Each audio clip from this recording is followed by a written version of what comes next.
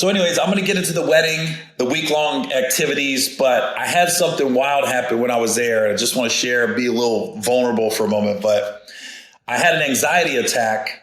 So we got in Friday night. We landed like 7:45 Dubai time. It's a 10-hour difference. They're 10 hours ahead of us. So after a 14, 15-hour flight there, and another hour and a half to get to our hotel and go through customs and get our bags and stuff, we finally get to the Atlantis Atlantis Royal. I'm like Royale, thinking Royale with cheese, Pulp Fiction. But Atlantis Royal Hotel is unbelievable. I mean, big, beautiful lobby. It's like the architecture's crazy.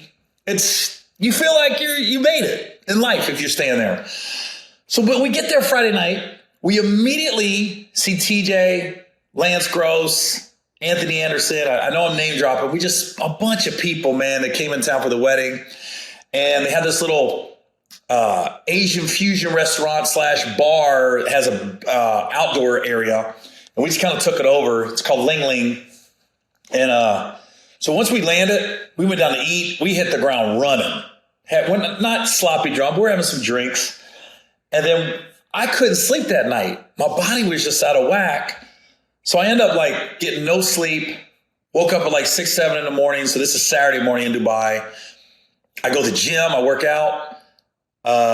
Come back, get a shower. I still have no sleep. And then, the next day I'm kind of on fumes. I did take a little nap, like a 2-hour nap at one point, because we were going to some function that day. So basically, I've been in Dubai,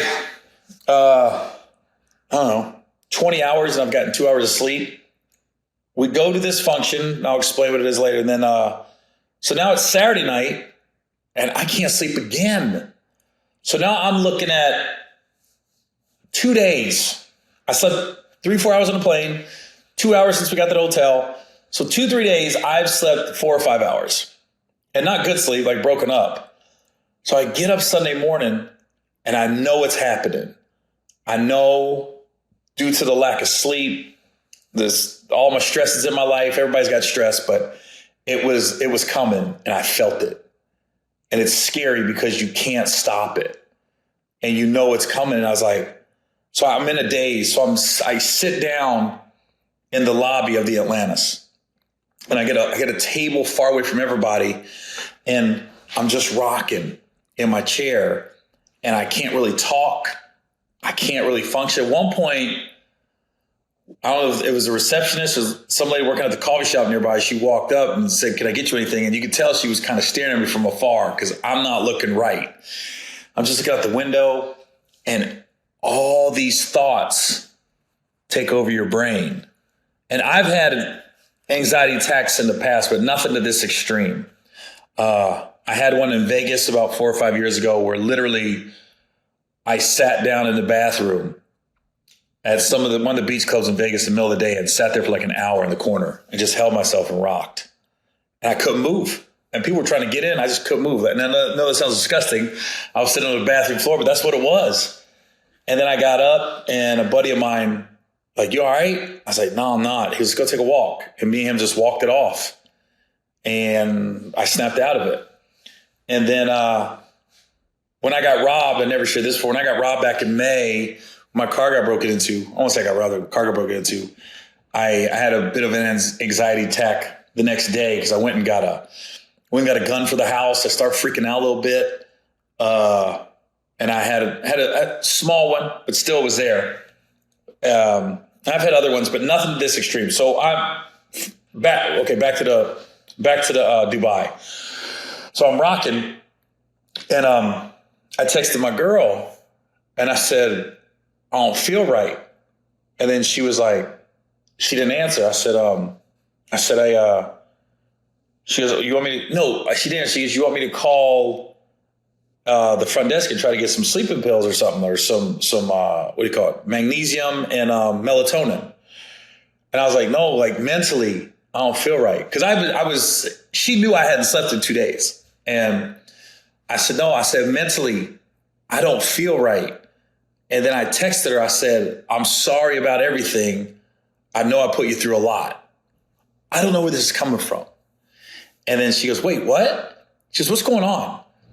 And then she tried to call me and I couldn't really talk. I said, I can't talk right now. I said, I don't want to start crying in the lobby. And then she didn't really know what to do. So she's texting me, where you at? What up?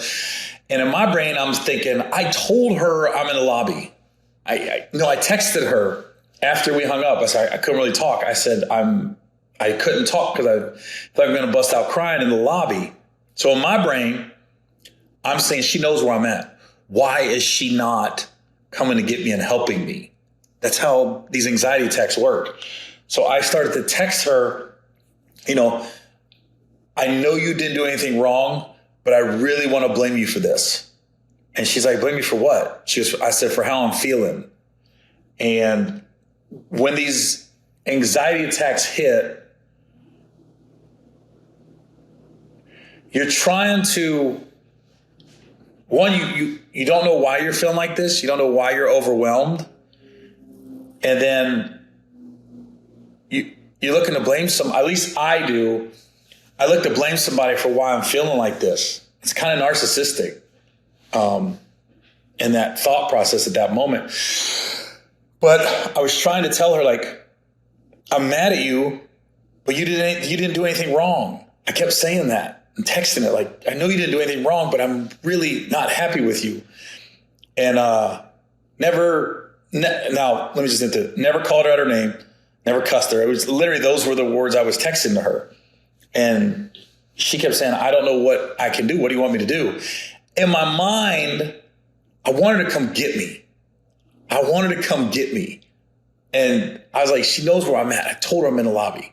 So now I'm now in my head in the middle of this attack.